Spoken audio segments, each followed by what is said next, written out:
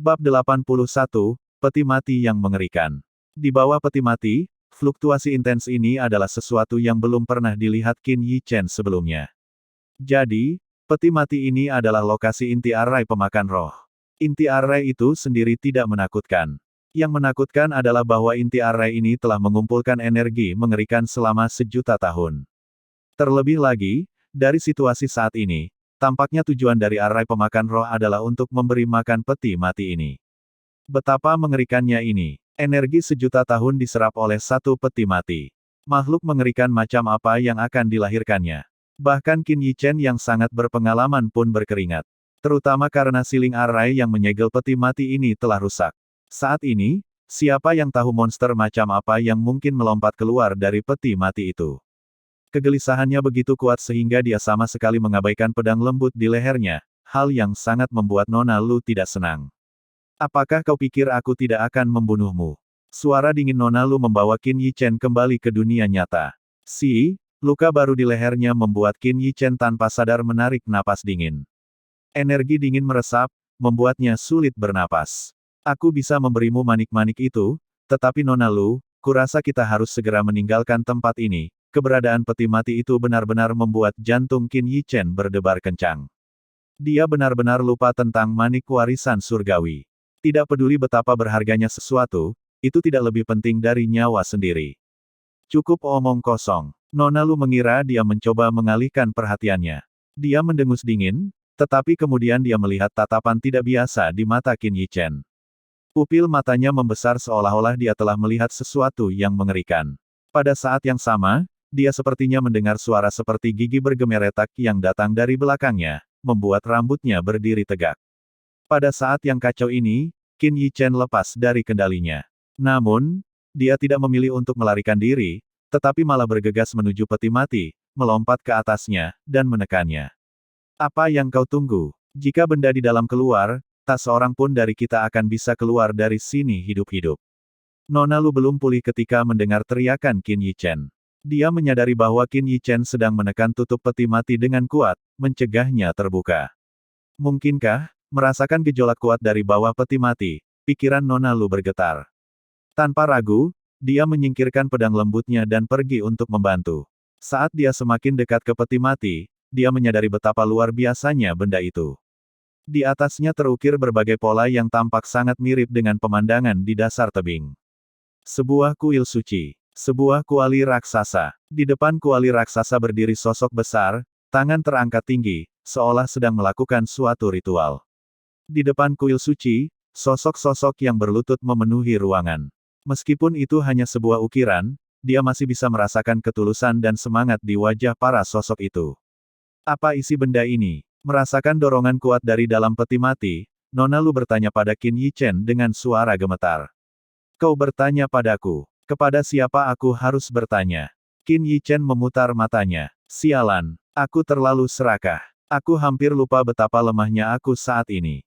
Keringat membasahi pipinya. Ia khawatir hanya dengan mereka berdua, mereka tidak akan mampu mencegah peti mati itu terbuka. Qin Yi Chen hampir yakin sekarang. Kuil suci ini telah menyegel dirinya sendiri di sini. Kuil ini telah meletakkan arai pemakan roh untuk memelihara apapun yang ada di dalam peti mati ini. Mengingat lokasinya, kuil ini belum ditemukan selama 1.000.000 tahun. Metode mengerikan apa yang mereka miliki untuk mencapai semua ini? Sialan, aku tidak menyangka akan menimbulkan kecelakaan sebesar itu. Qin Yi Chen mengumpat dalam hati. Di kehidupan sebelumnya, karena dia pemalu dan bodoh, dia tidak menyentuh segel kuil suci. Tapi sekarang, jika monster seperti itu dilepaskan, siapa yang tahu bencana apa yang mungkin ditimbulkannya? Dentuman, dentuman. Dengan dua suara dentuman yang teredam, Qin Yi Chen dan Nona Lu keduanya terpental, menabrak dinding di sekitarnya sebelum terjatuh. Batuk-batuk, Qin Yi Chen batuk darah. Dia tidak peduli dengan kondisinya sendiri, tetapi setelah bangun, tatapannya tetap tertuju pada peti mati itu. Tutup peti mati perlahan-lahan terangkat, dan bola cahaya bersinar keluar dari dalam peti mati, secara bertahap menerangi seluruh aula. Kita tamat. Wajah Qin Yi Chen dipenuhi dengan senyum pahit. Apakah perjalanan hidupku dalam hidup ini akan berakhir di kaki tebing kayu hitam? Di sisi lain, Nona Lu sama putus asanya. Sebagai seorang wanita dari keluarga kerajaan, hanya dia yang tahu betapa tragisnya nasibnya. Bahkan pria yang paling tidak berguna di keluarga kerajaan akan berakhir sebagai pangeran yang kaya raya. Namun berbeda halnya dengan wanita. Sejak lahir, mereka ditakdirkan untuk dikorbankan demi kepentingan orang lain. Aliansi pernikahan. Ini adalah metode khas keluarga kerajaan untuk mengumpulkan orang-orang berkuasa di kota kerajaan. Hanya melalui cara ini keluarga kerajaan dapat maju dari generasi ke generasi.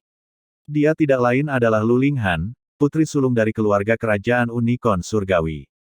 Dia tidak terkecuali. Kecuali dia bisa menjadi kuat, lebih kuat dari siapapun. Hanya dengan begitu dia bisa mengendalikan takdirnya sendiri. Dia sangat hebat, bakatnya bahkan melampaui Luo Qingyu dan yang lainnya, tetapi kemudian Du Jiangxiong muncul. Jika dia tidak bisa menjadi lebih kuat dari Du Jiangxiong, nasibnya akan ditentukan.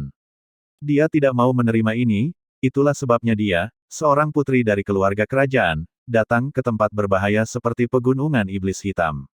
Namun kini, semua ini akan segera berakhir. Raungan. Suara gemuruh terdengar dari dalam peti mati. Aura yang sangat kuat, seperti dewa yang turun, menyebar, menyapu ke segala arah. Qin Yichen dan Lu Linghan yang berada di aula terlempar ke belakang lagi. Mereka menabrak dinding di sekitarnya dengan keras sebelum pingsan dan kehilangan kesadaran. Mereka adalah satu-satunya yang terkena dampak. Di luar istana, di dalam reruntuhan, semua roh jahat mengeluarkan teriakan putus asa setelah raungan ini. Mereka segera berubah menjadi gumpalan asap dan menghilang ke udara tipis. Luo Qingyu, Wang Hailin, dan yang lainnya yang telah meninggalkan reruntuhan dan bersiap untuk memanjat tebing, semuanya gemetar tanpa sadar. Mereka menoleh, melihat ke arah kuil suci dengan ekspresi terkejut. Keduanya saling berpandangan, hanya menemukan rasa syukur atas keberuntungan mereka di mata mereka. Dilihat dari suara gemuruh ini, apapun yang ada di dalam pasti bukan sesuatu yang dapat mereka lawan. Meskipun mereka telah meninggalkan reruntuhan, mereka yang pikirannya lemah berdarah dari 7 lubang karena suara gemuruh itu. Jika mereka ada di dalam, hanya memikirkannya saja membuat darah seseorang menjadi dingin. Hampir tanpa ragu-ragu, mereka mulai memanjat tebing, masing-masing bergerak lebih cepat dari sebelumnya, seolah-olah takut monster itu akan keluar dari reruntuhan. Luo Qingyu dan Wang Hailin tidak terkecuali. Bukan berarti mereka tidak takut mati. Sebaliknya, mereka lebih takut mati daripada yang lain. Lagi pula, para petani ini tidak punya apa-apa untuk dipertaruhkan, jadi mati ya mati saja. Namun, bagi mereka berbeda. Mereka sudah punya masa depan yang cerah. Selain mereka, dalam radius 10 km dari pegunungan Black Demon, semua demonic beast berlutut, gemetar. Kepala mereka menyentuh tanah, tidak berani berdiri untuk waktu yang lama. Untuk sesaat, hampir separuh pegunungan setan hitam terdiam. Bab 82, Aku tidak melihat apa-apa. Di dalam reruntuhan kuil suci, di aula istana. Peti mati itu terbuka, tutupnya terbuka. Hantu binatang buas berdiri di atas peti mati, kepalanya menyentuh langit dan kakinya di tanah. Matanya seperti matahari dan bulan, memancarkan aura yang sangat menakutkan. Itu hanyalah sebuah hantu, berdiri di sana tanpa melakukan apapun, namun ruang di sekitarnya bergelombang seperti permukaan danau yang cair. Riak-riak terus menyebar keluar darinya sebagai pusatnya. Di pintu masuk, tubuh Qin Yichen dan Lu Linghan hampir hancur oleh aura binatang buas ini. Meskipun tidak sadarkan diri, tulang-tulang mereka tertekan, menimbulkan suara gigi bergemeretak, seakan-akan tulang itu bisa hancur setiap saat. Di tubuh mereka berdua terdapat banyak luka yang mengerikan, darah mengalir deras. Jika ini terus berlanjut, mereka akan segera kehilangan nyawa. Kling, karena tekanan ini, mutiara cemerlang yang dipegang Qin Yichen jatuh ke tanah. Mutiara itu berguling dan mengeluarkan serangkaian suara renyah. Binatang raksasa hantu itu, seolah-olah memiliki perasaan, segera memusatkan pandangannya pada mutiara yang jatuh. Matanya yang seperti bulan berkedip-kedip, bergantian antara mutiara dan Qin Yichen yang hampir tidak sadarkan diri. Tampaknya sedang merenungkan sesuatu. Aura dahsyat itu berangsur-angsur menghilang. Qin Yichen dan Lu Linghan jatuh ke tanah, masih tak sadarkan diri. Dengan pikiran dari binatang raksasa itu, tubuh Qin Yichen perlahan melayang ke arahnya. Tatapannya tajam, seolah mampu melihat menembus segalanya.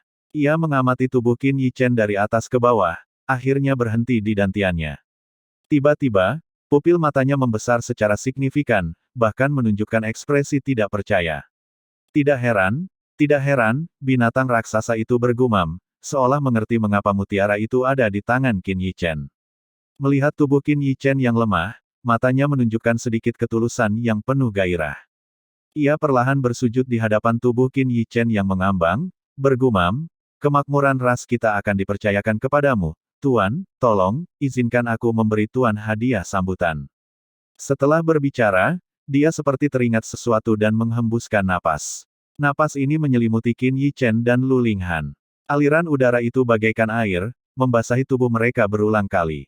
Luka-luka, tulang-tulang yang patah, dan organ-organ yang rusak mulai pulih dengan kecepatan yang terlihat berkat nutrisi dari napas ini. Setelah sembuh, kekuatan otot-otot dan ketangguhan tulang mereka meningkat secara eksponensial. Langit dan bumi menjadi saksi, dengan sumpah takdir masa depan ras kita, aku meminjam esensi yang-mu untuk kelahiran kembaliku dan mengakuimu sebagai guru, dan mengikutimu seumur hidup. Suara binatang raksasa itu rendah dan menakjubkan. Kata-kata yang tidak jelas dan sulit dipahami keluar dari mulutnya, seperti suara terbakar yang bergema di seluruh aula. Kontrak terbentuk. Akhirnya, dengan teriakan keras dari binatang raksasa itu, sebuah simbol aneh mengembun. Kemudian, setetes darah merah murni perlahan melayang dari dalam peti mati dan bergabung ke dalam simbol ini. Dengan masuknya setetes darah itu, simbol itu bergetar sedikit, cahayanya bersinar terang, lalu jatuh ke arah Qin Yichen dan memasuki dahinya. Kalau saja dia sudah bangun sekarang, dia pasti akan mengenali bahwa simbol itu melambangkan kontrak kelahiran kembali kuno melalui peminjaman esensi yang milik orang lain.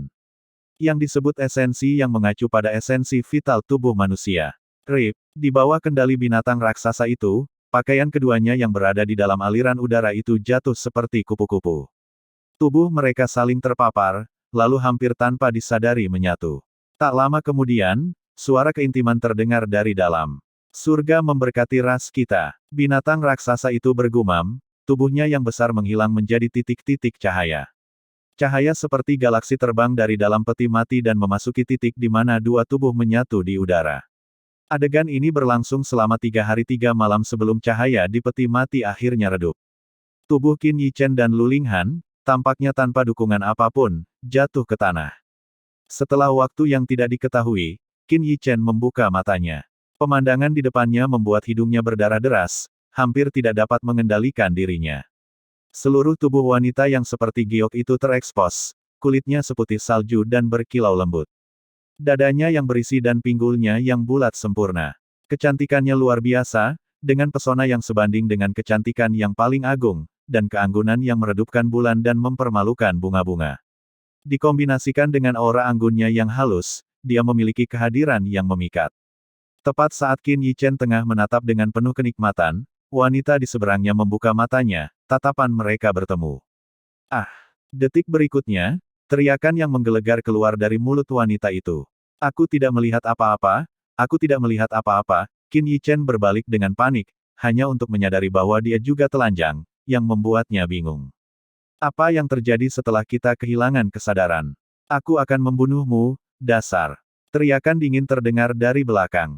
Qin Yichen bergegas berdiri dan berlari menyelamatkan diri, tidak berani berhenti sejenak.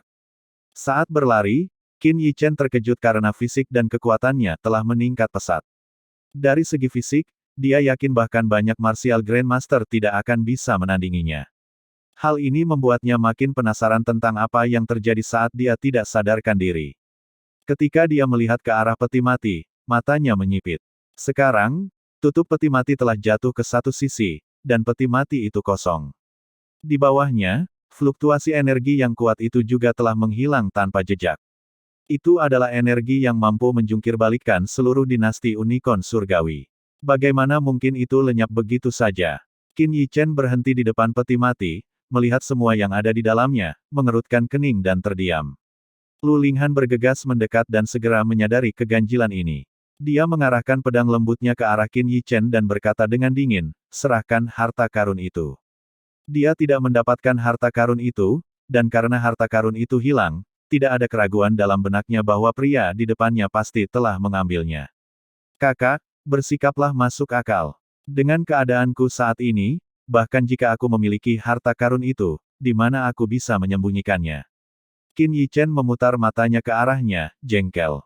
Pada saat inilah Lu Linghan tampaknya menyadari bahwa orang di depannya juga telanjang. Dalam sekejap, wajahnya memerah cukup untuk membuat Tomat malu, dan dia segera berbalik. Kau, cepat pakai bajumu atau aku akan membunuhmu. Teriaknya. Sebagai seorang putri, dia tidak pernah menghadapi situasi seperti itu, dan tidak ada seorang pun yang berani bersikap tidak sopan di depannya. Menghadapi situasi ini sekarang, kepanikannya dapat dimengerti. Tidak peduli seberapa dingin atau tenangnya, dia tetaplah seorang wanita. Di mana aku bisa menemukan pakaian? Saat berbicara, Qin Yichen memperhatikan bahwa di bagian bawah peti mati, sepertinya ada satu set pakaian. Dia mengulurkan tangan dan mengambilnya, lalu ekspresinya menjadi semakin aneh. Karena itu adalah seperangkat pakaian wanita. Dia tidak dapat menahan tangisnya, lalu dengan patuh melemparkan pakaian-pakaian itu kepada Lu Linghan yang bersembunyi di balik peti mati. Qin Yichen cukup beruntung karena tasnya tidak rusak, dan botol giok di dalamnya juga tidak pecah. Kalau tidak, dia mungkin akan menangis sampai mati. Susu roh berusia 1000 tahun. Itu adalah sesuatu yang dapat ditemui tetapi tidak dicari. Tak lama kemudian, dia menemukan seperangkat pakaian di dalam tasnya dan segera memakainya, akhirnya menyelesaikan situasi canggung tersebut. Bab 83, Runtuh. Tepat saat Qin Yichen selesai mengenakan jubahnya, pedang Qi yang dingin dan sangat tajam menusuk ke arahnya dari belakang. Merasakan pedang Qi ini, mulut Qin Yichen berkedut tak berdaya, dan dia dengan cepat menghindar. Bukankah kamu bersikap tidak masuk akal? Bukankah kamu mengatakan kamu tidak akan membunuhku begitu aku mengenakan pakaianku? Qin Yichen berkata sambil sakit kepala. Wanita memang makhluk yang tidak masuk akal. Namun, saat menghindari serangan Lu Linghan, dia menemukan energi Yuan di tubuhnya tampak menunjukkan tanda-tanda pemulihan. Dengan kata lain, pembatasan di dalam reruntuhan kuil suci sudah gagal. Tak tahu malu, Lu Linghan menggigit bibir merahnya, pipinya memerah. Lengannya yang seputih salju tidak menunjukkan belas kasihan saat dia mengayunkan pedangnya ke arah Qin Yichen yang menghindar, satu serangan demi satu. Pada saat yang sama, dia juga menyadari bahwa energi Yuan-nya mulai pulih. Namun, yang lebih mengejutkannya adalah bahwa serangannya, yang tidak dapat dia tahan, bahkan tidak dapat menyentuh pemuda ini, yang tampaknya hanya seorang master bela diri. Setelah mengejar dan menebas selama 1/4 jam, Lu Linghan akhirnya mulai lelah. Keringat menetes dari dahinya, dan dengan napasnya yang agak berat, dadanya yang besar terangkat secara dramatis, membentuk pemandangan yang indah. Sayangnya, pada saat ini, Qin Yichen kebetulan melihat ke belakang. Dasar, cabul. Melihat tatapan mata Qin Yichen yang terpaku pada asetnya yang berharga, wajah cantik Lu Linghan mula-mula memerah, dan segera dipenuhi amarah. Namun, saat ia hendak bertindak, rasa sakit menjalar dari dalam tubuhnya, menyebabkan alisnya yang halus berkerut. Ia terhuyung, dan dalam sekejap, wajahnya menjadi pucat, bahkan tertutup lapisan es. Sial, ini terjadi lagi. Lu Linghan segera duduk bersila, mengambil sebuah pil, dan menelannya. Setelah meminum pil itu, embun beku di wajah Lu Linghan menunjukkan tanda-tanda menghilang, dan kulitnya berubah dari pucat menjadi kemerahan. Namun, kemerahan ini tampak lebih seperti merah yang tidak enak dilihat. Ditambah dengan matanya yang berair seperti musim gugur dan alisnya yang sedikit berkerut, penampilannya yang lembut membuat orang ingin memeluknya dan menyayanginya. Namun, saat ini, Qin Yichen tidak berani memiliki pikiran seperti itu. Jika dia menunjukkan sedikit saja ketidakwajaran, Lu Linghan mungkin benar-benar akan melawannya sampai mati. Dari cara Luo Qingyu, Wang Hailin, dan yang lainnya memperlakukannya, tidak sulit untuk melihat bahwa wanita yang sangat cantik ini pasti memiliki latar belakang yang tangguh yang bahkan ditakuti oleh keluarga Luo dan keluarga Wang. Di dinasti Unicorn Surgawi, ada sosok yang mampu membuat 4 keluarga besar di kota kerajaan takut. Dari sini, Qin Yichen samar-samar menebak identitas Lu Linghan. Tetap saja, aneh. Apa yang sebenarnya terjadi setelah kita kehilangan kesadaran? Qin Yichen mengusap pelipisnya, berusaha keras mengingat, tetapi hanya ada beberapa gambaran yang samar. Namun, bahkan dari beberapa gambar yang kabur itu, dia masih bisa menilai bahwa mungkin. Dia hanya bisa tersenyum pahit. Kuil dewa macam apa ini? Bagaimana bisa kau begitu berbahaya? Dan, kemana perginya manik warisan dewa itu? Apa sebenarnya yang ada di peti mati itu? Mengapa aku tidak bisa mengingatnya? Semua pertanyaan ini mungkin sudah terjawab saat aku tidak sadarkan diri. Saat ini, aku tidak tahu. Sedangkan dia, bagaimana dia bisa tiba-tiba jatuh sakit? Tatapan Qin Yichen tertuju pada Lu Linghan beberapa saat, lalu dia mulai mencari jalan keluar. Boom! Pada saat ini, suara gemuruh tiba-tiba datang dari dalam kuil suci, dan kemudian seluruh kuil mulai bergetar hebat. Apakah akan runtuh? Merasakan gerakan yang tidak biasa ini, wajah Qin Yichen tiba-tiba berubah. Kalau kuil suci runtuh sekarang, bahkan seorang Grandmaster bela diri pun pasti tidak akan mampu bertahan. Sebenarnya, ketika dia merasakan pemulihan energi Yuan di tubuhnya, dia tahu bahwa arai pemakan roh dan segelnya telah hancur. Runtuhnya tempat ini hanya masalah waktu. Hanya saja dia tidak menyangka hal itu akan terjadi secepat ini. Lari. Melihat gerbang berkarat tembaga di pintu masuk telah runtuh pada waktu yang tidak diketahui, Qin Yichen tidak ragu-ragu. Sosoknya bergerak, melesat menuju pintu masuk.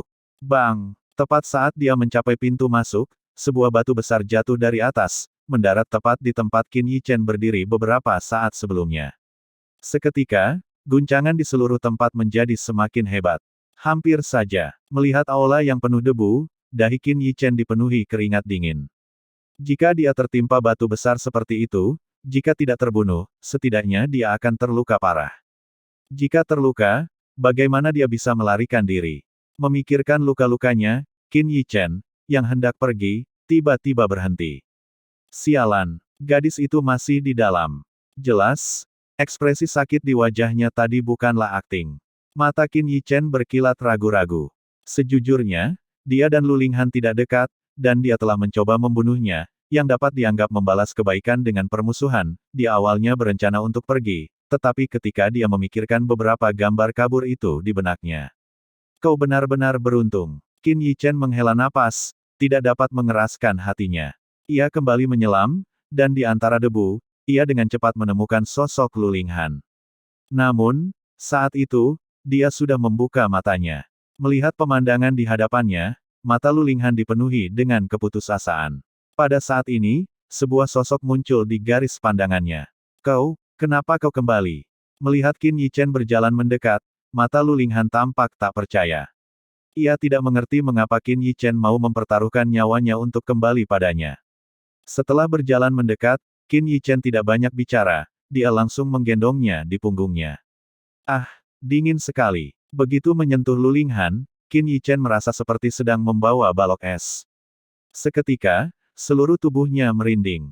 Turunkan aku. Digendong dengan kasar, wajah cantik Lu Linghan memancarkan ekspresi malu dan marah.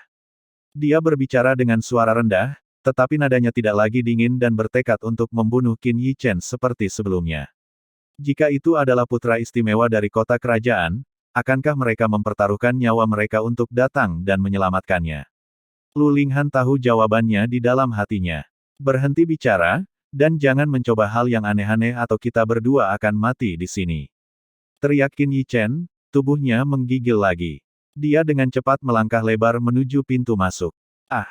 Merasakan bagian tubuhnya yang lembut menempel sepenuhnya pada punggung yang tebal, dan sepasang tangan yang agak hangat memegangi kakinya yang ramping, sensasi ini membuat Lu Linghan dipenuhi dengan rasa malu yang tak tertahankan. Dengan tubuhnya yang sudah lemah, dia hampir pingsan. Kemurnianku hancur. Dia adalah putri dari dinasti Unicorn Surgawi, sementara pemuda ini memiliki latar belakang yang sama sekali tidak dikenal. Bahkan jika dia memiliki perasaan padanya, mereka berdua tidak akan pernah bisa bersama. Dia sangat mengenal ayahnya, sang raja. Terlebih lagi, para putra mahkota di kota kerajaan itu menatapnya dengan penuh. Apakah Qin Yichen memiliki kemampuan untuk bersaing dengan mereka? Jangan konyol, dia mencoba meyakinkan dirinya sendiri. Adapun Qin Yichen, dia tidak punya waktu untuk memikirkan hal lain saat ini. Dia melakukan yang terbaik dengan menggendongnya dan segera melarikan diri. Ledakan. Tepat saat mereka berdua meninggalkan istana, beberapa batu besar jatuh dengan keras, dan seluruh tempat itu perlahan runtuh.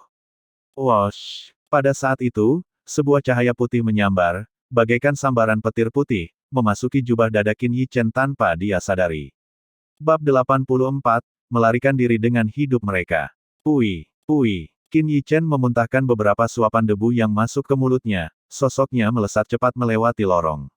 Sesekali, Beberapa puing berterbangan ke arahnya.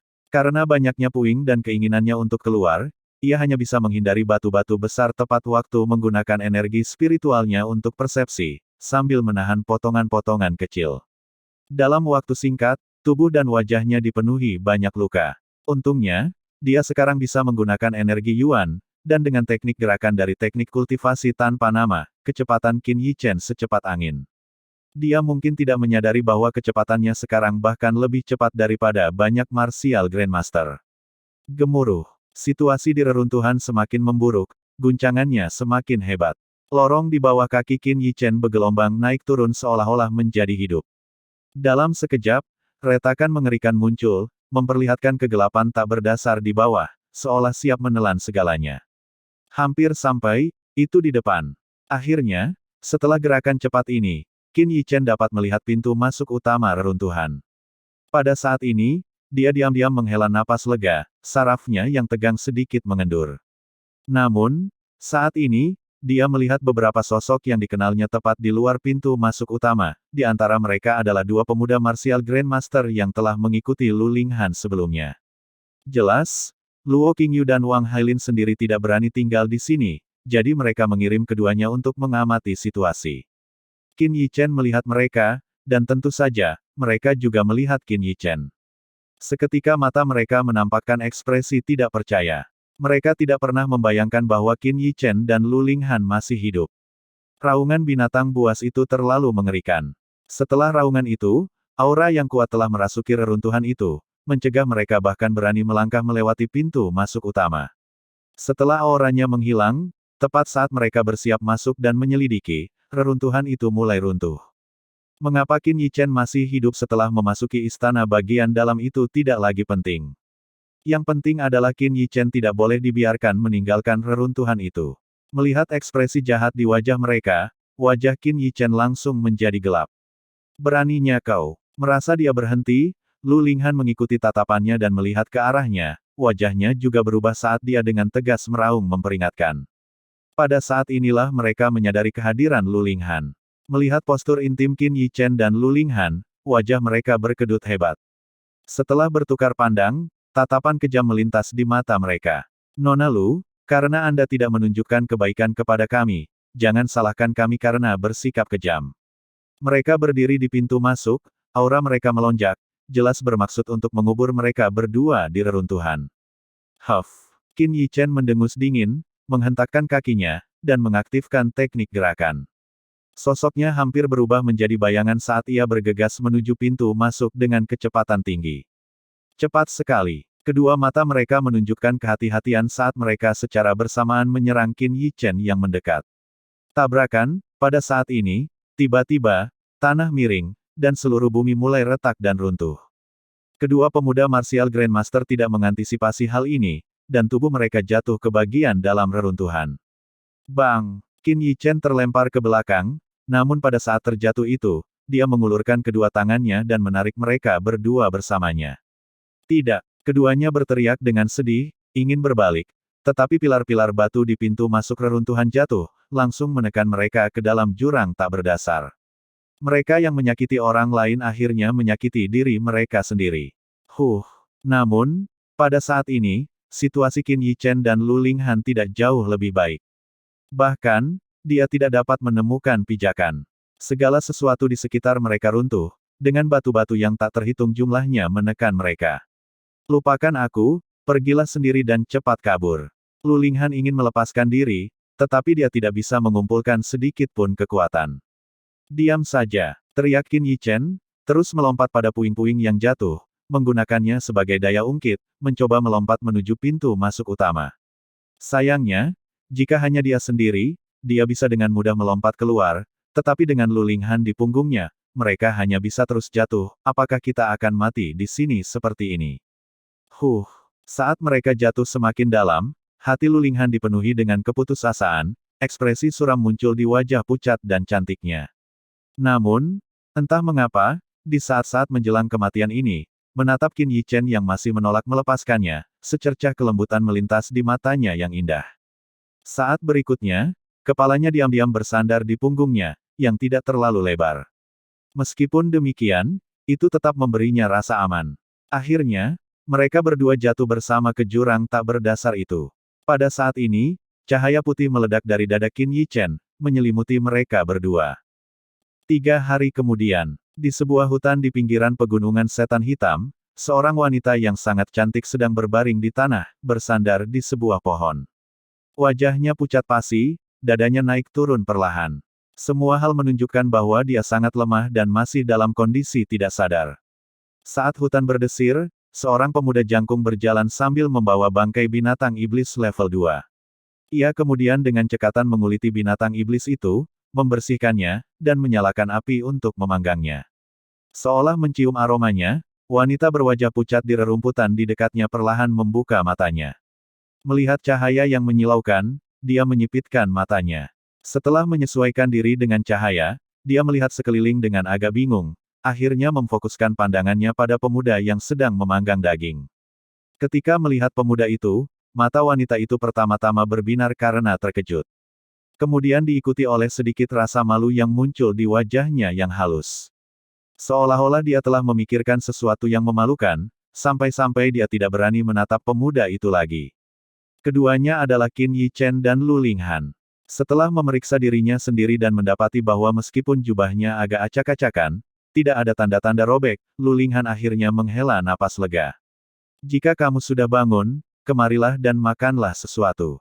Aku ingin segera pergi. Qin Yi Chen yang tampaknya merasakan gerakan di belakangnya, berbicara dengan acuh tak acuh tanpa menoleh. Pergi. Kemana kau pergi? Lu Linghan mengerutkan kening, suaranya terdengar serak. Tentu saja aku punya urusan sendiri. Aku menunggu di sini karena khawatir kau akan dimakan oleh binatang iblis. Sekarang setelah kau bangun, aku akhirnya bisa pergi. Qin Yi Chen menepuk-nepuk debu dari jubahnya, tindakannya tegas dan tanpa ragu-ragu. Setelah berbicara, dia berjalan menuju tepi hutan. Dia benar-benar tidak ingin terlibat dengannya. Selain itu, dia sudah lama keluar dan tidak tahu situasi di Spreading Cloud City. Tunggu sebentar. Melihat kepergiannya yang begitu tiba-tiba, Lu Linghan tak kuasa menahan diri untuk tidak berteriak. Ia mencoba untuk berdiri, tetapi gelombang kelemahan menghampirinya, dan ia pun terjatuh lagi. Qin Yi Chen ragu-ragu sejenak, lalu berhenti. Bab 85, Teknik Tubuh Abadi Kegelapan yang Mendalam. Saat dia menatap Qin Yi Chen, entah mengapa, Lu Linghan yang biasanya tenang merasakan sedikit kepanikan di hatinya. Hal itu mengganggu ketenangan pikirannya. Tapi, memikirkan berbagai situasi di kota kerajaan, dia dengan cepat menjadi tenang. Tentang apa yang terjadi di reruntuhan itu, Lu Linghan menggigit bibir merahnya, dan suara yang agak dingin keluar dari mulutnya. Aku harap kamu tidak akan pernah membicarakannya, beberapa hal harus diperlakukan seolah-olah tidak pernah terjadi. Kalimat terakhir, mungkin dia sendiri tidak menyadarinya, keluar sebagai desahan. Faktanya, ketika dia bangun, dia merasakan sesuatu yang tidak biasa pada tubuhnya, kemungkinan besar dia tidak lagi murni. Berpura-pura tidak pernah terjadi. Mendengar kata-kata ini, kemarahan Qin Yi Chen langsung meledak, darah di tubuhnya bergejolak tak terkendali, tangannya mengepal pelan. Bisakah hal seperti itu benar-benar dianggap tidak pernah terjadi? Namun, dia juga mengerti bahwa seseorang seperti Lu Linghan, dari latar belakang yang begitu kuat, sering kali dipaksa melakukan hal-hal yang bertentangan dengan keinginannya. Namun, dia, Qin Yi Chen, bukan lagi pemuda penakut dan pengecut dari kehidupan sebelumnya.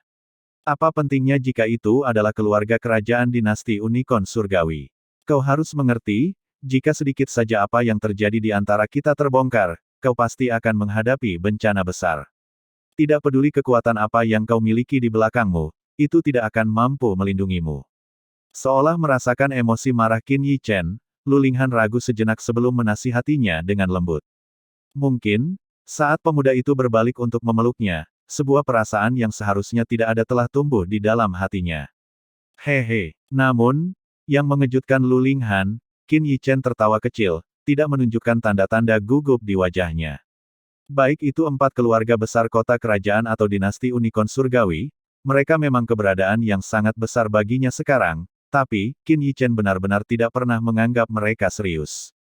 Pada puncak kekuasaannya, para penguasa kerajaan atau dinasti kecil sekalipun tidak memiliki kualifikasi untuk mendekatinya, jadi bagaimana mungkin dia takut pada mereka?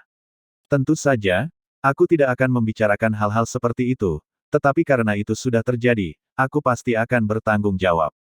Aku tidak akan pernah berpura-pura itu tidak pernah terjadi seperti yang kau katakan. Kata-kata Qin Yichen berikutnya membuat alis Lu Linghan berkerut dalam. Bertanggung jawab. Apakah kau pikir semudah itu?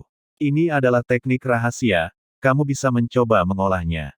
Ini akan bermanfaat untukmu. Sebelum Lu Linghan bisa mengatakan apa-apa lagi, Qin Yichen melemparkan sebuah bungkusan kecil padanya, lalu sosoknya melesat pergi. Kamu, Lu Linghan menangkap bungkusan itu, melambaikan tangan mungilnya, dan akhirnya hanya bisa meninju udara dengan marah. Awalnya, karena pria ini telah menyelamatkannya, dia dengan baik hati memperingatkannya. Sekarang, tampaknya pria yang bodoh dan sombong seperti itu harus dibiarkan berjuang sendiri. Karena amarahnya, awalnya dia ingin membuang bungkusan itu, tetapi setelah ragu-ragu sejenak, Lu Linghan dengan santai membukanya. Di dalam paket itu, ada botol giok kecil dan gulungan kulit. Di gulungan itu ada banyak karakter, yang, dilihat dari jejaknya, sepertinya ditulis belum lama ini. Teknik tubuh abadi kegelapan yang mendalam, mereka yang terlahir dengan meridian yin dapat mempraktikkannya. Apa yang tadinya hanya tatapan biasa, langsung membuat tatapan Lu Linghan terhenti.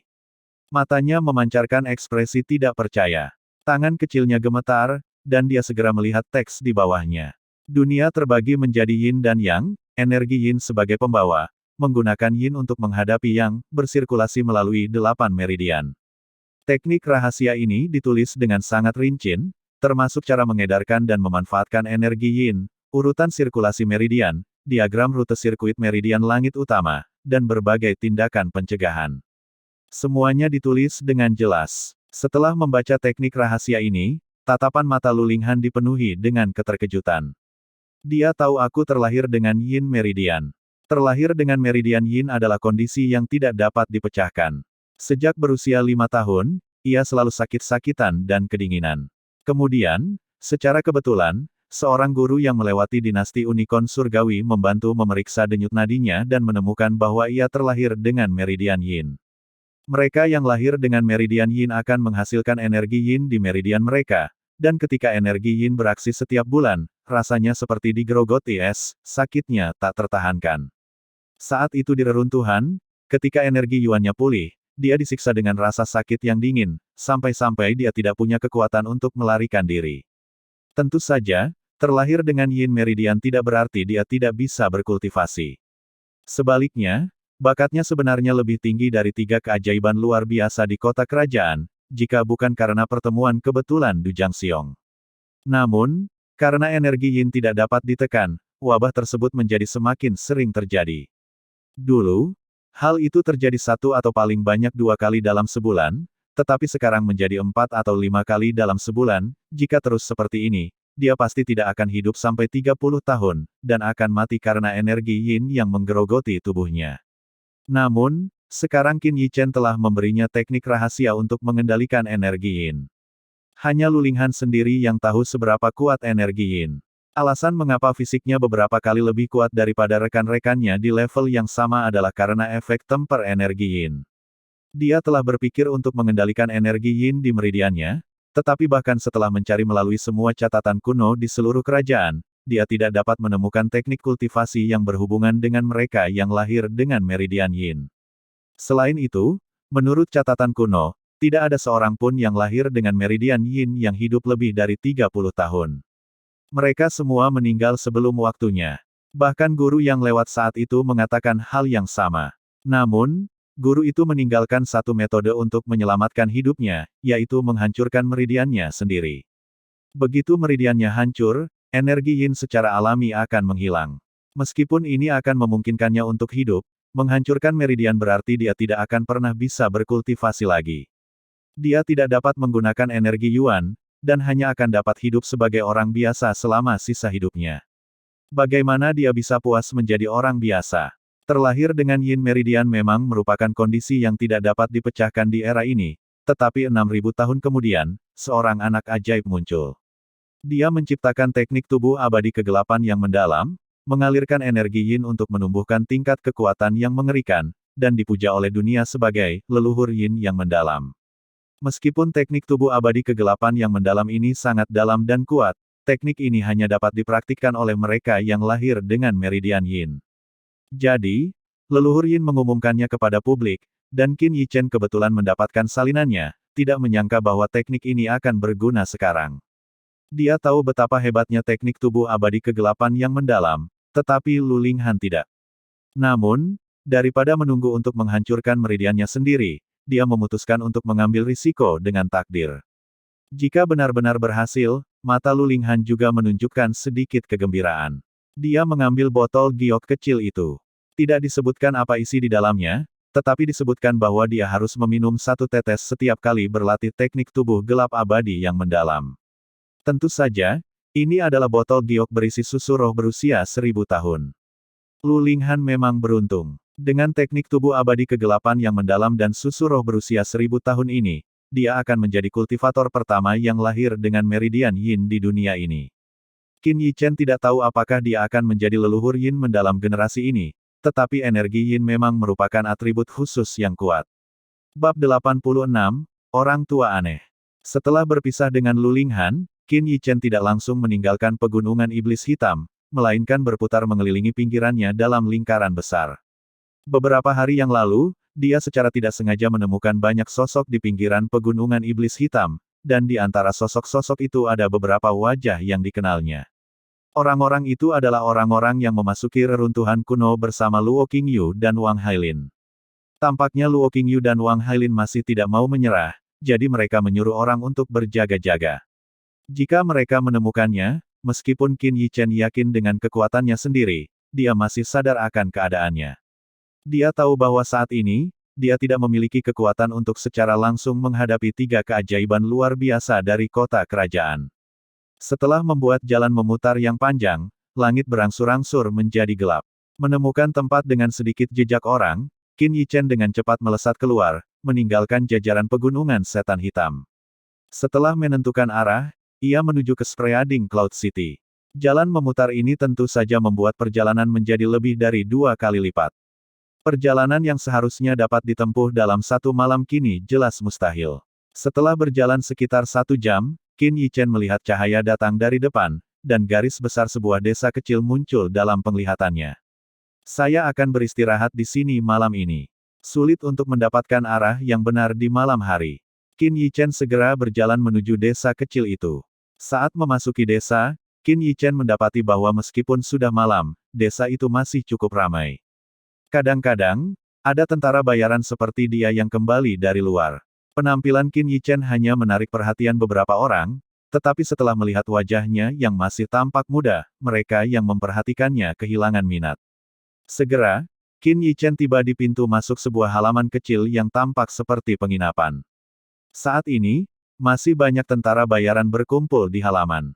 Dari percakapan mereka, Qin Yichen mengetahui bahwa mereka sedang mendiskusikan kejadian di tebing kayu hitam. Qin Yichen tidak tertarik dengan topik ini dan dengan cepat melewatinya, dan memasuki penginapan. Saat memasuki penginapan, Qin Yichen terkejut karena bagian dalam bangunan itu sangat sunyi. Bahkan orang-orang yang keluar sesekali berusaha untuk tidak membuat suara, seolah-olah takut mengganggu seseorang. Pandangan Qin Yichen menyapu sekeliling ruangan sebentar, akhirnya berhenti pada seorang tetua di belakang meja yang tampaknya sedang tertidur dengan kepala tertunduk. Rambut tetua ini setengah memutih, jelas sudah tua. Selain itu, dia terlihat sangat kurus dan lemah, tampak tidak cocok di sini. Perlu dicatat bahwa ini adalah pinggiran pegunungan Black Demon. Tidak ada orang yang benar-benar baik di sini. Mereka yang tidak kuat tidak akan mampu bertahan hidup di tempat ini. Namun, melihat situasi di dalamnya, jelas bahwa penginapan ini dikelola oleh tetua ini. Aneh sekali, Qin Yichen ragu-ragu sejenak, tetapi tetap mendekati konter dan memanggil dengan lembut, Tuan, apakah ada kamar yang tersedia?" Seolah mendengar suara Qin Yichen, tetua itu sedikit mengangkat kepalanya. Mungkin karena tidurnya terganggu, suaranya menunjukkan ketidaksabaran. "Masih ada 1 ruangan di paling kiri, tetapi apakah kamu punya ramuan obat?" Ramuan obat. Qin Yichen tercengang. Dia belum pernah mendengar ada penginapan yang tidak menerima mata uang tetapi langsung meminta ramuan obat. Hehe, anak ini bahkan tidak tahu aturan Old Zhou dan berani masuk. "Jangan banyak bicara, nanti kau terjebak dalam baku tembak."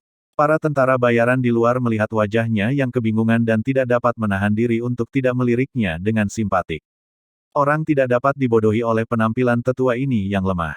Amarahnya yang ganas adalah sesuatu yang harus ditakuti. Berapa banyak di antara mereka yang tidak menderita di tangannya? Jika kau ingin tinggal, bawalah ramuan obat. Jika tidak, cepatlah pergi. Sang tetua tampak ingin memukul seseorang, tetapi mungkin menyadari bahwa yang ada di depannya adalah seorang anak laki-laki. Ia tidak bertindak. Sebaliknya, ia memarahi dengan suara rendah, suaranya serak dan menunjukkan rasa dingin. Ramuan obat, aku benar-benar tidak punya. Nak, apakah kau di sini untuk mempermalukanku? Sebelum Qin Yichen selesai berbicara, dia disela oleh tetua. Merasakan kemarahan tetua, para tentara bayaran yang awalnya bersiap untuk menonton pertunjukan itu semua menciut. Menatap wajah tua dan mata yang agak cekung, entah mengapa, jantung Qin Yichen tiba-tiba berdebar kencang. Dari tetua ini, dia merasakan firasat yang amat berbahaya. Penatua ini tidak sesederhana itu. Pikiran ini terlintas di benak Qin Yichen. Dia juga tidak meragukan intuisinya. Dia belum pernah merasakan perasaan berbahaya seperti itu bahkan dari Lin Huarong. Artinya jelas, saya tidak punya tanaman obat, tapi saya punya sesuatu yang lebih baik dari tanaman obat. Tepat saat tetua hendak mengusirnya, bibir Qin Yichen melengkung membentuk senyum tipis saat dia berbicara.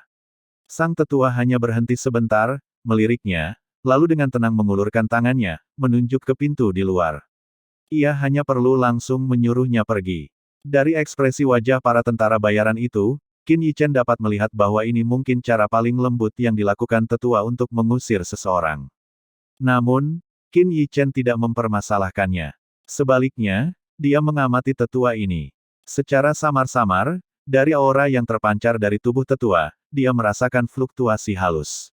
Saat ini, lengkungan bibirnya semakin dalam. Qin Yichen tidak hanya tidak keluar, tetapi dia malah bergerak mendekat dan berkata dengan lembut, saya melihat bahwa energi Yuan di tubuhmu sedang kacau, jadi kamu perlu menggunakan khasiat obat biasa untuk mempertahankannya. Mendengar kata-kata ini, tangan tetua yang menunjuk ke pintu tiba-tiba bergetar. Matanya yang cekung menatap tajam ke arah Qin Yichen, sedikit keterkejutan melintas di matanya yang sedikit menyipit. Mampu merasakan energi Yuan di tubuhnya sudah cukup untuk menunjukkan bahwa pemuda di hadapannya ini tampaknya memiliki beberapa kemampuan. Namun, tak lama kemudian, secercah kesuraman muncul di mata tetua. Apa pentingnya jika dia tahu? Bagaimana mungkin penyakit tersembunyiku bisa diobati oleh seorang pemuda sepertimu? Pergilah, jika kau tidak punya ramuan obat, jangan masuk dan menggangguku. Meskipun tetua itu masih memberi isyarat agar Qin Yichen pergi dan suaranya yang agak serak masih menunjukkan rasa dingin, ada sedikit ketidaksabaran di dalamnya. Tuan, mungkin saya bisa membantu Anda. Saat Qin Yichen berbicara, jari-jarinya meraih jubah dadanya dan mengeluarkan medali Master Alkimia. Akan sangat bagus jika saya bisa menjalin hubungan dengan ahli yang begitu kuat. Tatapan sang tetua tertuju pada medali itu, dan meskipun raut wajahnya tampak terkejut, ia segera kembali bersikap acuh tak acuh. Pertama dan terutama, seseorang harus tahu keterbatasannya. Apa pentingnya jika kamu seorang jenius? Bukannya aku belum pernah melihat orang jenius sebelumnya. Tuan, apakah Anda tidak percaya bahwa saya dapat menghilangkan racun panas di tubuh Anda? Mengenai tetua yang aneh ini, Qin Yichen tidak dapat menahan diri untuk tidak mengangkat alisnya. Dia langsung menarik bangku, duduk, dan menatap tetua itu dengan penuh minat. Bab 87, Pedang Surgawi. Racun panas hanya dua kata ini saja yang membuat kelopak mata sang tetua berkedut hebat. Jika kita menilai sejauh ini hanya dengan merasakan energi Yuannya, itu menunjukkan bahwa pemuda yang duduk di hadapannya tidak sesederhana yang terlihat. Kau masih muda, tapi kata-katamu cukup hebat. Meskipun kata-katanya tidak sopan, nada dingin itu jelas telah hilang dari nada bicara tetua itu. Hehe, Qin Yichen tersenyum tipis, matanya sedikit menyipit saat menatapnya. Jika aku tidak salah, Tuan, racun di tubuhmu bukanlah racun panas biasa, melainkan racun pembakar. Mendengar kata-kata racun pembakar, sang tetua tiba-tiba mengulurkan tangannya dan meraih, lalu membanting pintu yang terbuka itu hingga tertutup dengan suara bang. Pada saat yang sama, sedikit rasa dingin perlahan-lahan muncul di matanya yang keruh. Siapa sebenarnya dirimu? Kekeruhan di mata tetua telah sepenuhnya menghilang, digantikan oleh dingin yang mendalam dan tatapan tajam. Aura yang kuat juga menyebar dari tubuhnya. Saat aura ini menyebar, Qin Yichen merasa tercekik. Aura ini jauh melampaui Lin Huarong. Jelas, kemungkinan besar tetua kurus di hadapannya ini merupakan seorang Grandmaster bela diri di tingkat ketiga tahap puncak. Meskipun ada banyak martial Grandmaster di kerajaan, mereka yang berada di level ketiga dari peak stage sangat sedikit dan jarang. Bahkan di kota kerajaan, orang seperti itu akan menjadi eksistensi yang luar biasa. Siapakah yang menyangka bahwa seorang ahli yang begitu kuat bersembunyi di desa kecil ini? Meskipun Qin Yichen terkejut dengan aura kuat yang menyelimutinya, wajahnya tidak menunjukkan rasa takut. Sebaliknya, senyum muncul di wajahnya. Tuan, mohon jangan salah paham. Saya tidak mengenal Anda, hanya saja energi spiritual saya sangat sensitif, dan saya sangat peka terhadap fluktuasi energi di sekitar saya. Sebelumnya, saya merasakan sedikit sensasi terbakar di aura Anda, jadi. Sang tetua tidak menanggapi perkataan Qin Yichen. Tatapan matanya yang penuh dengan dingin terus menatap Qin Yichen, seolah-olah siap menghancurkannya menjadi debu jika dia sembarangan mengatakan sesuatu yang tabu. Awalnya, kupikir itu racun panas biasa, tapi itu jelas tidak akan mengganggumu. Jadi, sekarang aku bisa memastikan bahwa yang kau derita adalah racun terbakar. Menghadapi aura sang tetua yang terkunci padanya, dan tatapan mata yang dingin itu, Qin Yichen tetap berbicara dengan tenang, tanpa ada perubahan sedikit pun pada ekspresinya. Yang disebut racun panas sebenarnya hadir dalam tingkat tertentu pada siapa saja yang tinggal di daerah panas untuk waktu yang lama. Itu biasanya bukan masalah besar. Namun, jika racun panas menyerang tubuh dan tidak diobati, itu pasti akan menyebabkan pembusukan tubuh dan kematian dalam beberapa tahun. Ini menunjukkan betapa mendominasinya Heat Poison. Burning Poison merupakan versi yang disempurnakan dari Heat Poison.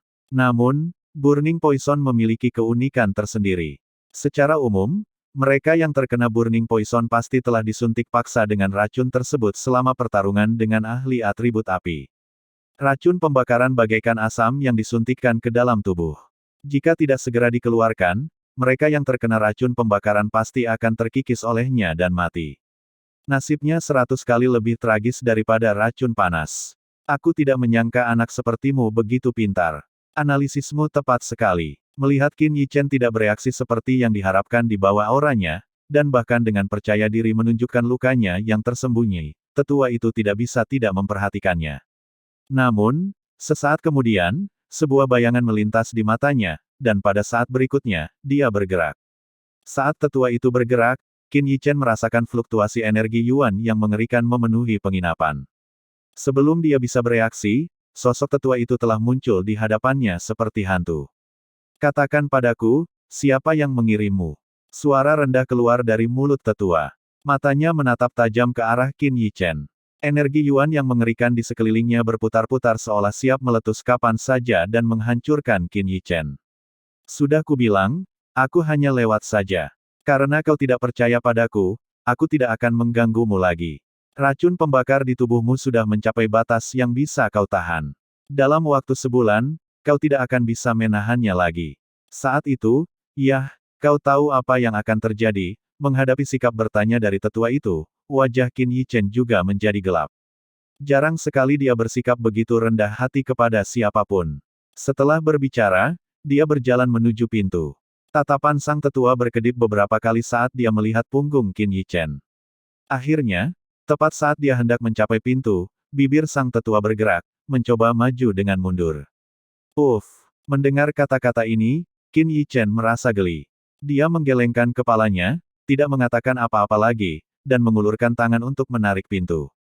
Kalau saja dia tidak bisa menjalin hubungan dengan lelaki tua ini, dia tidak akan memaksanya.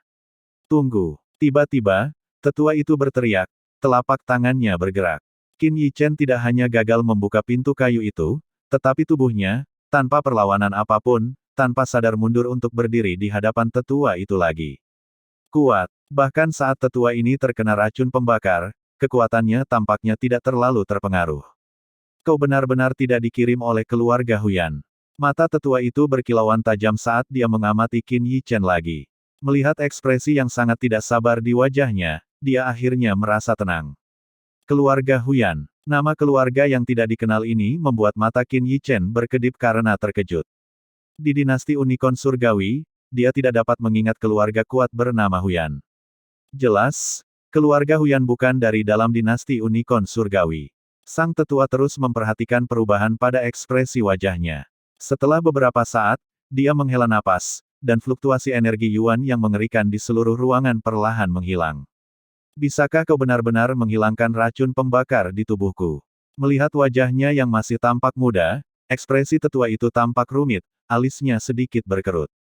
Mungkin, Qin Yichen mengangkat bahu dengan santai, jelas masih tidak senang dengan perlakuan sebelumnya. Mungkin, sang tetua sedikit tertegun, lalu menyadari bahwa pemuda di hadapannya sedang marah padanya. Anak muda, apakah kamu tahu identitasku? Tidak. Melihat Qin Yichen menggelengkan kepalanya, tetua itu agak tidak berdaya. Namun, raut wajah bangga segera muncul di wajahnya saat dia menjelaskan, namaku Zhou Xiaochang. Kamu mungkin belum pernah mendengar nama ini, tetapi aku punya gelar lain yang seharusnya pernah kamu dengar, Pedang Surgawi. Mendengar kata-kata, Pedang Surgawi, Qin Yichen awalnya tertegun, lalu ekspresinya berubah drastis. Dia menatap penatua kurus di depannya dengan tak percaya. Meskipun dia tidak pernah meninggalkan Spreading Cloud City, sebutan Heavenly Blade sudah tidak asing lagi di telinganya. Pedang Surgawi Zhou Xiaochang adalah ahli nomor 1 di dinasti Unicorn Surgawi. Pada saat yang sama, ia juga merupakan satu-satunya ahli di dinasti Unicorn Surgawi dalam ratusan tahun yang berhasil menembus alam martial Grandmaster dan mencapai alam roh. Mohon supportnya ya buat Mimin, biar Mimin tetap bisa bayar langganan internet dan listrik. Karena channel ini tidak dimonetize, dan kemungkinan juga akan ditolak jika dimonetize. Soalnya cuma gambar yang diberi suara hasil generate dari Google aja. Semakin banyak supportnya, semakin semangat Mimin uploadnya. Hehehe. Link ada di deskripsi ya. Terima kasih. Bab 88, Pil Pikiran Jernih. Dalam jalur kultivasi bela diri, seniman bela diri, master bela diri, grandmaster bela diri, bahkan level ketiga dari tahap puncak, semuanya tentang melembutkan tubuh. Tidak peduli seberapa kuat, pada dasarnya itu hanya perbedaan dalam jumlah energi Yuan di dalam tubuh. Bila energi Yuan dalam tubuh seorang master bela diri diumpamakan sebagai aliran sungai yang kecil, maka seorang grandmaster bela diri diumpamakan sebagai sungai yang besar. Meskipun ada perbedaan di antara keduanya, hal itu masih dapat dikompensasi dengan cara lain. Contohnya, Qin Yichen, meski dia hanya seorang master bela diri tingkat puncak, dan belum menjadi grandmaster bela diri, dengan tubuhnya yang ditempa oleh susuroh berusia ribuan tahun, dia mampu menang melawan grandmaster bela diri biasa. Akan tetapi, alam roh, yang merupakan alam kultivasi setelah alam grandmaster bela diri, perbedaannya bukan hanya dalam kuantitas, melainkan juga kualitas. Itu adalah sublimasi jiwa seseorang. Dan sekarang, yang berdiri di hadapan Qin Yichen adalah seorang ahli alam roh yang begitu kuat. Ini adalah sesuatu yang tidak diantisipasinya. Keluarga Zhou di kota kerajaan mampu masuk ke dalam 4 keluarga besar semata-mata karena keberadaan pedang surgawi Zhou Xiaochang. Namun, pedang surgawi telah menghilang 60 tahun yang lalu, dan tidak seorang pun tahu keberadaannya. Seiring berjalannya waktu, pedang surgawi telah lama dilupakan oleh orang-orang, kecuali para ahli generasi tua, hanya sedikit yang masih mengingatnya. Karena hilangnya Zhou Xiaochang, keluarga Zhou di kota kerajaan tampaknya tidak baik-baik saja. Tanpa pilar mereka, keluarga Zhou tidak mempunyai kekuatan untuk bersaing dengan 3 keluarga besar lainnya, itulah sebabnya hanya ada 3 keajaiban luar biasa di kota kerajaan, bukan yang keempat. Jika bukan karena rasa takut 3 keluarga besar lainnya terhadap pedang surgawi, keluarga Zhou pasti sudah lama disingkirkan dari 4 keluarga besar. Tanpa diduga, secara kebetulan, Qin Yichen telah bertemu dengannya. Peristiwa dramatis seperti itu benar-benar membuatnya tercengang. Aku tidak menyangka kalau anak sepertimu akan mendengar namaku. Melihat perubahan ekspresinya, Zhou Xiaochang jelas terkejut dan tidak dapat menahan diri untuk bertanya, anak muda, kamu dari keluarga mana? Nama keluargaku Qin Yichen. Qin Yichen mengusap hidungnya. Kalau dipikir-pikir, dia tidak pernah mendengar orang tuanya membicarakan kakek neneknya atau urusan keluarga. Jadi, dia tidak begitu paham tentang latar belakang ayah dan ibunya. Sekarang Xiao Chang bertanya, Qin Yichen pun menyadarinya. Mungkin, saat dia kembali kali ini, dia harus bertanya kepada ibu dan ayahnya tentang hal itu. Xiao Chang mengerutkan kening, merenung cukup lama, lalu bergumam, tidak mungkin. Bagaimana mungkin keluarga kecil yang tidak dikenal bisa membesarkan keturunan yang luar biasa seperti itu? Pengetahuan dan keberanian Qin Yichen telah membuatnya terkesan, meskipun ia merahasiakannya. Orang seperti itu tidak mungkin dibesarkan oleh keluarga biasa. Tuan Pedang Surgawi, namamu masih mengguncang dinasti Unicorn Surgawi, mengapa kau tinggal menyendiri di sini? Seolah teringat sesuatu, Qin Yichen menyipitkan matanya, mungkinkah kau telah menyinggung seseorang? Hehe, Zhou Xiaochang tersenyum pahit, pada dasarnya membenarkannya. Dia memang ahli nomor satu di dinasti Unicorn Surgawi, tetapi bukan ahli nomor satu di dunia. Di luar dinasti, para ahli jumlahnya banyak bagaikan awan, dan pasti ada eksistensi yang tidak bisa ia ganggu. Dia mendesah, memejamkan matanya, kilatan rasa sakit seakan melintasinya, dan tetap diam, jelas tidak ingin berkata apa-apa lagi.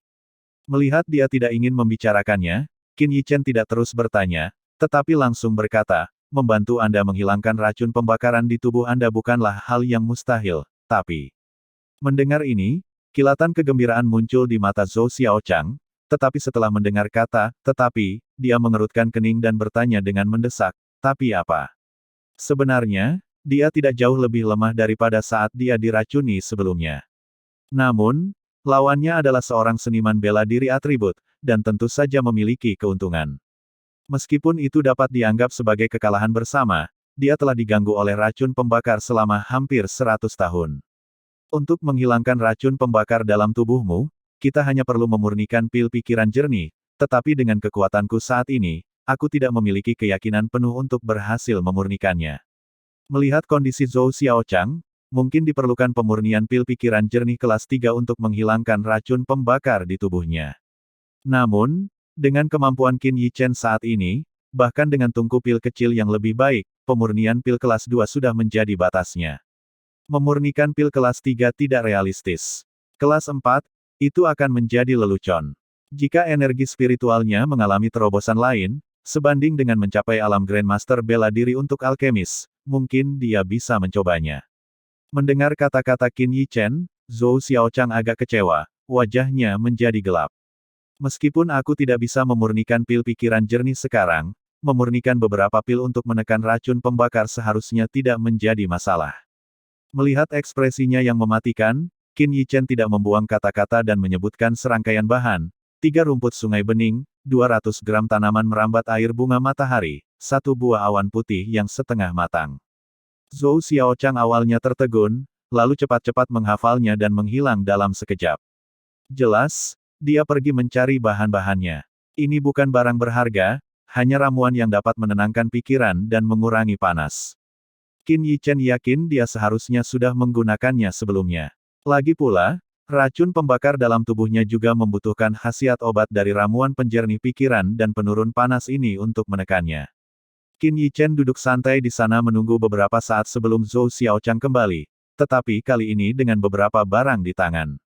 Hampir tidak bisa dilewati. Qin Yichen dengan santai memilih bahan-bahan tersebut, lalu mengeluarkan tungku pil kecil dari tasnya. Di bawah tatapan bingung Zhou Xiaochang, dia melemparkan bahan-bahan obat tersebut satu persatu ke dalam tungku pil. Hal ini membuat Zhou Xiaochang mengerutkan kening.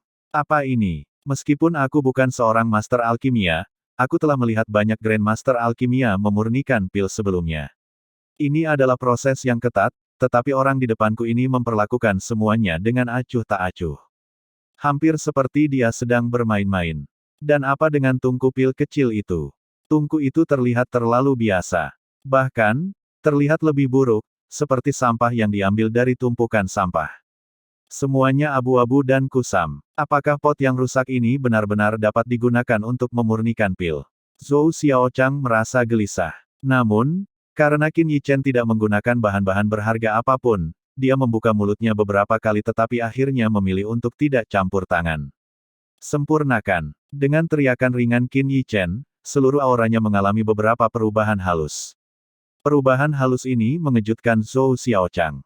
Dia sekarang merasa bahwa anak laki-laki di depannya bukan lagi seorang pemuda, tetapi seorang Grandmaster alkimia yang sudah dewasa. Namun, sebelum dia bisa menemukan hal lain, dia mendengar Qin Yichen berteriak pelan lagi, padatkan. Bang! Sebuah pil meledak keluar dari tungku, dan Zhou Xiaochang mengulurkan tangan untuk menangkapnya. Bahkan sebelum meminumnya, hanya mencium aroma obat itu saja sudah seperti menghirup aliran air dingin. Itu membuat jiwanya bergetar. Racun pembakar yang mengamuk di tubuhnya seakan bertemu musuh bebuyutannya, berhamburan bersembunyi di mana-mana. Hampir tanpa keraguan, Zhou Xiaochang menelan pil itu dalam satu tegukan, lalu menutup matanya. Zhou Xiaochang dapat merasakan bahwa setelah dia meminum pil tersebut, aura yang dipancarkannya jelas tidak lagi seperti sensasi terbakar. Silafin, oke. Jadi, kultivasi energi spiritual, dalam hal jumlah juga berkorelasi dengan alam bela diri. Namun, kendali energi spiritual adalah masuk, pemahaman, penguasaan, kesempurnaan. Bab 89, Perjalanan Pulang. Setelah Zhou Xiaochang meminum pil itu, Qin Yichen tidak berbicara. Dia hanya menyingkirkan tungku pil kecil itu dan duduk diam di samping, menunggu. Namun, senyum tipis tersungging di sudut bibirnya. Setelah beberapa saat, Zhou Xiaochang membuka mulutnya dan mengembuskan aliran udara panas yang menyengat ke arah meja kasir. Dalam sekejap, meja kasir kayu itu terbakar secara spontan, dan dalam waktu singkat, meja kasir itu terbakar menjadi abu. Penginapan menjadi agak berantakan karena napas yang diembuskannya. Namun, Zhou Xiaochang tidak mempermasalahkannya. Sebaliknya, matanya menunjukkan kegembiraan yang luar biasa, bahkan berlinang air mata. Dia dapat merasakan bahwa racun pembakar yang telah menyiksanya selama hampir 100 tahun telah ditekan. Setelah sempat bersemangat, dia pun tenang kembali. Racun pembakar memang ditekan, tetapi hanya ditekan, tidak dihilangkan. Zhou Xiaochang tahu bahwa begitu efek obat pil ini hilang, semuanya akan kembali normal. Efek pil ini paling lama bisa bertahan setengah bulan, kata Qin Yichen dari samping sambil tersenyum tipis. Zhou Xiaochang menatapnya lama sekali, tatapannya agak aneh. Dia telah melihat semua jenis anak muda berbakat sebelumnya, tetapi siapa di antara mereka yang tidak bersikap hormat dan sopan di depannya? Namun, pemuda di hadapannya ini berbeda. Bahkan setelah dia mengetahui identitasnya, tidak ada rasa takut, tidak ada rasa hormat yang berlebihan, dan tidak ada sanjungan yang disengaja. Apa yang sedang dia rencanakan? Melihat senyum di wajah Qin Yichen, mulut Zhou Xiaochang berkedut. Sepertinya aku benar, Zhou Xiaochang sayangnya tidak punya pilihan selain terus berbicara dengannya. Karena itu adalah pil kelas 1, kelas 3, atau kelas 4. Zhou Xiaochang menganggap dirinya berpengetahuan luas dan berpengalaman. Namun, justru karena pengalamannya yang luas, ia lebih memahami dengan jelas apa artinya bagi seorang remaja untuk dapat memurnikan pil kelas 1, kelas 3, atau kelas 4. Pemuda di hadapannya bukanlah seorang jenius, melainkan seorang monster. Katakan padaku, apa syaratmu? Zhou Xiaochang menghela napas. Dia telah menyerah pada remaja ini. Seiring bertambahnya usia, kebijaksanaan pun tumbuh. Dia bisa saja memilih untuk mengambil formula pil, tetapi bisakah orang biasa membesarkan pemuda yang luar biasa seperti itu? Dia harus menangani ini dengan hati-hati. Lagi pula, jika dia dapat menjalin hubungan baik dengan pemuda berprestasi seperti itu akan baik pula untuknya. Sederhana saja, ikuti aku selama 1 tahun. Melihat reaksinya, senyum di bibir Qin Yichen semakin dalam saat dia langsung ke intinya. Mengikutimu. Wajah Zhou Xiaochang jelas menunjukkan sedikit keterkejutan. Ia mengira pemuda ini akan memanfaatkan kesempatan ini untuk memerasnya dalam jumlah besar, atau mungkin mengajukan tuntutan lain. Ia tidak menyangka pemuda ini begitu berani hingga ingin menjadikannya pengawalnya selama setahun. Zhou Xiaochang tidak dapat menahan ekspresi dingin di wajahnya. Namun, Qin Yichen yang duduk di depannya masih menatapnya sambil setengah tersenyum, tampak tidak terburu-buru. Benar sekali. Seperti yang dikatakan anak laki-laki ini, jika aku tidak segera mengeluarkan racun pembakar dari tubuhku, hari-hariku akan berakhir. Tetap saja, anak muda, kau keterlaluan. Zhou Xiaochang mengatakan ini, tetapi dia masih mendesah. Bagaimanapun, dia jelas tidak punya pilihan lain. Tuan, ini hanya 1 tahun, itu akan berlalu dalam sekejap mata. Dan selama waktu ini, aku akan sering memurnikan pil penekan api untukmu untuk menekan racun pembakaran, menyelamatkanmu dari siksaannya. Perkataan Qin Yichen tidak diragukan lagi menyentuh hati Zhou Xiaochang. Dia benar-benar tidak ingin menderita racun pembakaran lagi. Jika bukan karena melindungi keluarga Zhou, dia akan mengakhiri semuanya. Terkadang, kematian juga merupakan bentuk kelegaan. Seperti yang dikatakan pemuda ini, itu hanya berlangsung selama 1 tahun. Itu tidak terlalu lama dalam gambaran besar. Dalam 1 tahun, bisakah kamu memurnikan pil kelas 4? Zhou Xiaochang agak skeptis. Meskipun pemuda di hadapannya sudah sangat luar biasa, memurnikan pil kelas 4 bukanlah hal yang mudah. Dinasti Unicorn Surgawi telah menghasilkan beberapa ahli alam roh, tetapi belum pernah ada seorang master alkimia yang dapat memurnikan pil kelas 4. Pil kelas 4 diperuntukkan bagi para ahli alam roh. Tidak diragukan lagi, untuk memurnikan pil kelas 4, diperlukan juga kultivasi energi spiritual tingkat alam roh. Jika aku tidak bisa menyempurnakannya setelah 1 tahun, aku akan meminta guruku untuk menyempurnakannya untukmu. Mendengar perkataan ini, pikiran Zhou Xiaochang akhirnya menjadi tenang, dan di saat yang sama, hatinya bergetar. Perkataan Qin Yichen tidak diragukan lagi menunjukkan bahwa dia memiliki seorang guru dengan setidaknya kultivasi alam roh di belakangnya.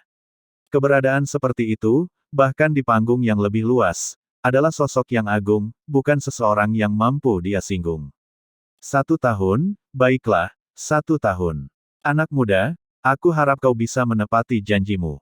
Zhou Xiaochang akhirnya mengalah, tetapi bibirnya menyunggingkan senyum pahit. Siapa yang mengira bahwa dia, pedang surgawi, akan menjadi pengawal seorang pemuda? Melihatnya setuju, senyum di bibir Qin Yichen akhirnya terungkap. Dengan ahli alam roh ini di sisinya, dia hampir bisa berjalan menyamping melewati dinasti Unicorn Surgawi, tidak perlu lagi takut akan pembalasan apapun dari keluarga Du. Siang harinya, Qin Yichen, mengenakan jubah hitam, tiba di depan kota Spreading Cloud. Di belakangnya mengikuti seorang tetua yang berpenampilan biasa. Keduanya, satu tua dan satu muda, berjalan ke kota Spreading Cloud satu demi satu, seperti tuan dan pelayan. Sudah tepat setengah bulan sejak dia meninggalkan kota awan tersebar. Karena khawatir dengan urusan keluarga Du, Qin Yichen hampir tidak beristirahat, bergegas kembali tanpa henti. Saat memasuki kota, ia menyadari bahwa suasananya tampak agak aneh. Jalanan yang sebelumnya ramai kini tampak jauh lebih sepi, dengan hanya sepertiga dari pejalan kaki biasanya. Apa yang terjadi? Qin Yichen mengerutkan kening, lalu tanpa penundaan, langsung menuju ke rumah keluarga Li. Zhou Xiaochang tidak mengatakan apa-apa dan hanya mengikuti di belakangnya. Sesampainya di depan rumah keluarga Li, wajah Qin Yichen benar-benar menjadi gelap. Rumah keluarga Li di hadapannya sudah tidak lagi memiliki kewibawaan seperti sebelumnya. Yang terbentang di hadapannya hanyalah reruntuhan hangus.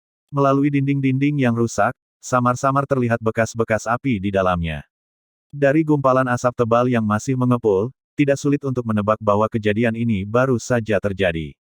Keluarga Li, salah satu dari 3 keluarga besar di Spreading Cloud City. Namun, keadaannya telah berubah menjadi seperti ini. Siapa lagi yang bisa melakukan ini selain keluarga Du dari kota kerajaan? Keluarga Du, aku akan membuatmu membayar darah dengan darah. Api yang ganas berkobar di mata Qin Yichen, tinjunya terkepal erat. Dia terlalu ceroboh, atau lebih tepatnya, dia meremehkan posisi Du Hua di keluarga Du. Jika Du Hua hanyalah orang yang tidak penting di keluarga Du, mereka tidak akan bereaksi secepat itu. Hei, kalian berdua, apa yang kalian lakukan? Ini bukan tempat yang bisa kalian dekati. Cepat keluar dari sini. Tepat pada saat itu, sebuah suara menegur mereka datang dari belakang. Qin Yichen berbalik mendengar suara itu dan melihat 5 atau 6 orang berpakaian tentara bayaran berjalan ke arah mereka dari belakang.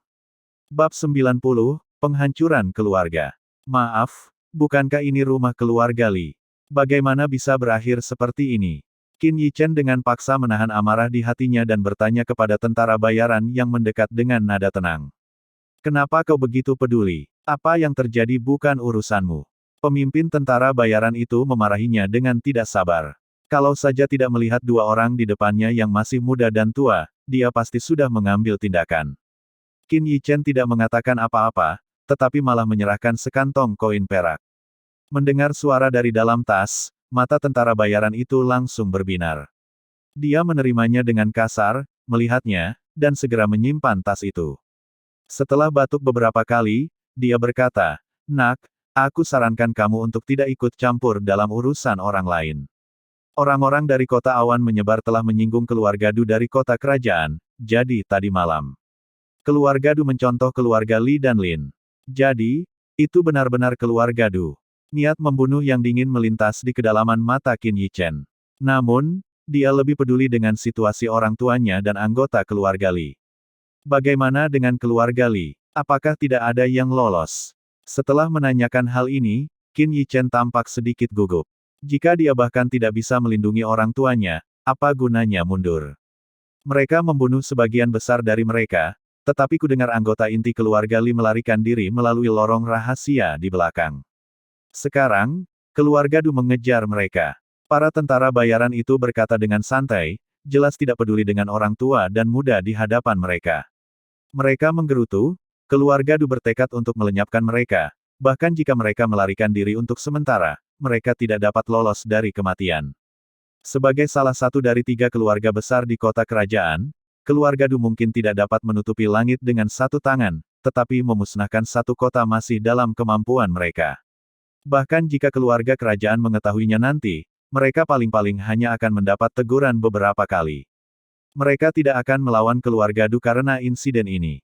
Lagi pula, keluarga Du telah berakar di dinasti Unicorn Surgawi selama ratusan tahun dan sangat kuat. Namun, Qin Yichen menghela napas lega. Selama beberapa orang dari keluarga Li melarikan diri, orang tuanya kemungkinan besar masih hidup. Sepertinya keluarga Ye memiliki sesuatu yang bagus di tangan mereka yang menarik perhatian para ahli keluarga Du, jadi mereka belum bergerak melawan keluarga Ye. Cek, aku tidak pernah menyangka akan ada sesuatu di tempat seperti ini yang dapat menarik perhatian keluarga Du. Tentara bayaran itu, setelah menerima koin perak, sedang dalam suasana hati yang baik dan berbicara tanpa menahan diri. Keluarga Ye selamat. Setelah perenungan singkat, tatapan serius melintas di mata Qin Yichen. Sesuatu yang dapat menarik perhatian keluarga Du pastilah beberapa formula pil yang dijual keluarga Ye untuk dilelang. Dia tahu betul nilai dari beberapa formula pil itu. Tatapan mata Qin Yichen tanpa sadar beralih ke arah keluarga Lin. Rumah keluarga Li telah hancur, dan rumah keluarga Lin mungkin tidak jauh lebih baik. Sekarang, sepertinya hanya keluarga Ye yang selamat. Saudaraku, keluarga Ye akan dihancurkan hari ini. Wajah Qin Yichen langsung berubah pucat. Pada saat ini, di rumah keluarga Ye, bayangan-bayangan berkelebat. Di aula utama, suasananya tegang.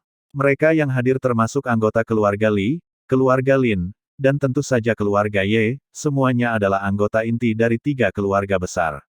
Setelah insiden sebelumnya, mereka membentuk aliansi untuk menyerang dan bertahan.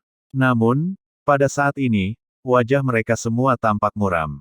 Tentu saja, dapat dikatakan bahwa di seluruh dinasti Unicorn Surgawi, siapapun yang memprovokasi keluarga Du, salah satu dari 4 raksasa kota kerajaan, akan menghadapi nasib yang begitu suram. Mereka telah mengantisipasi bahwa keluarga Du akan membalas, tetapi mereka tidak menyangka pembalasan keluarga Du akan datang begitu cepat. Itu tidak memberi mereka waktu untuk bereaksi, dan keluarga Li dan keluarga Lin langsung dihancurkan. Penatua Lin, kepala keluarga Li, apakah kalian yakin itu dilakukan oleh orang-orang dari keluarga Du? Di atas aula, Ye Hongyun, kepala keluarga Ye, mengerutkan kening dan bertanya kepada Li Yuanfei dan Lin Huarong dengan suara rendah. Mendengar pertanyaan Ye Hongyun, pandangan semua orang terfokus pada Li Yuanfei dan Lin Huarong. Menghadapi tatapan semua orang, Li Yuanfei mengangguk dengan ekspresi muram dan berkata, benar sekali. Meskipun ada beberapa kelompok tentara bayaran yang mengambil tindakan, informasi ini diberikan kepada Tuan Ran terlebih dahulu, itulah sebabnya kami berhasil lolos dari bencana. Selain itu, para tentara bayaran itu sama sekali tidak berusaha bersembunyi, langsung mengambil tindakan terhadap kami atas nama keluarga Du. Meskipun mereka sudah mengetahui jawabannya di dalam hati mereka, setelah mendengar kata-kata Li Yuanfei, banyak orang di aula tiba-tiba menjadi pucat. Mereka sekarang hanya menghadapi kelompok tentara bayaran yang kuat yang dikirim keluarga Du, bukan keluarga Du sendiri. Namun, mereka sudah terdesak sejauh ini. Jika keluarga Du secara pribadi mengambil tindakan. Memikirkan hal ini, ekspresi setiap orang pasti menjadi jauh lebih muram. Untungnya, Ran Rui adalah seorang Grandmaster Alkimia dengan koneksi yang luas. Kalau tidak seorang pun dari keluarga Li dan Lin mungkin akan selamat. Untuk beberapa saat, aula itu menjadi sunyi. Ini semua salah Qin Yichen. Kalau bukan karena dia, keluarga Ye kita tidak akan menyinggung keluarga Du, dan kita tidak akan berada dalam situasi ini hari ini. Di bawah atmosfer menindas yang dibawa oleh keluarga Du, sebuah suara tajam tiba-tiba terdengar. Mendengar ini, beberapa anggota inti keluarga Ye juga menimpali. Lagi pula, seluruh urusan ini awalnya tidak ada hubungannya dengan keluarga Ye, mereka terseret ke dalam ini tanpa alasan. Apakah kamu menyalahkanku? Ye Liangchen, yang duduk di sebelah Ye Hongyun, angkat bicara, menyipitkan mata kecilnya dan menyapu pandangannya ke arah mereka yang membuat keributan. Mendengar ini, Ye Hongyun memejamkan matanya, seolah memberikan persetujuan diam-diam. Melihat Ye Hongyun tidak berbicara, meskipun mereka masih kesal, mereka harus menutup mulut mereka. Namun, masih ada ekspresi ketidakpuasan di mata mereka. Setelah menekan mereka, Ye Liangchen menangkupkan tangannya ke arah Lin Huarong dan Li Yuanfei. Dia tersenyum pahit, menggelengkan kepalanya, dan berkata, "Penatua Lin, kepala keluarga Li, beberapa anggota keluarga kami telah berperilaku tidak pantas. Saya minta maaf atas rasa malu ini. Masalah ini memang melibatkan keluarga Linku yang melibatkan keluarga Ye dan keluarga Limu. Utang ini adalah sesuatu yang akan selalu kuingat dalam hatiku, Lin Huarong." Lin Huarong melirik Lin Aotian di sampingnya, tatapan tekad terpancar di matanya. "Kepala keluarga Ye, kepala keluarga Li, tenanglah. Masalah ini disebabkan oleh keluarga Linku. Jika kita tidak bisa tinggal di kota Spreading Cloud, keluarga Linku akan menanggung biaya retret." Mendengar perkataan itu, ekspresi para tetua dan anggota inti keluarga Ye agak membaik, tetapi mereka tetap tidak senang. Apapun yang terjadi, keluarga Ye tidak akan luput dari ini. Mereka harus memulainya dari awal lagi, seberapa mudahkah itu? Jangan khawatir, Tetua Lin. Kami dari keluarga Ye bukanlah pengecut yang takut mati. Jika tentara bayaran itu berani datang lagi, anggota keluarga Ye yang tersisa akan berjuang bersama keluarga Linmu sampai mati. Tatapan mata Ye Liangchen menyapu tajam ke arah anggota inti keluarga Ye itu. Di bawah tatapan ini, anggota keluarga Ye yang awalnya memiliki beberapa keberatan harus menelan kata-kata yang akan keluar dari mulut mereka. Keluarga Liku juga tidak akan mengkhianati sekutu kita. Li Yuanfei juga angkat bicara. Dengan hancurnya keluarga Li, semua ahli keluarga Li juga menahan amarah mereka. Dengan kata-kata ini, ekspresi Lin Huarong menunjukkan fluktuasi yang sangat jelas. Meskipun di bawah mediasi Qin Yichen, ketiga keluarga telah sepakat untuk bergabung. Setelah bertahun-tahun di Spreading Cloud City, ada banyak permusuhan di antara banyak anggota dari tiga keluarga besar. Jika bukan karena penegakan hukum dari tiga kepala keluarga, hubungan kerjasama ini mungkin sudah hancur sejak lama. Pada titik ini, sikap Ye Liangchen dan Li Yuanfei dengan jelas menunjukkan kesediaan mereka untuk berbagi nasib yang sama dengan keluarga Lin.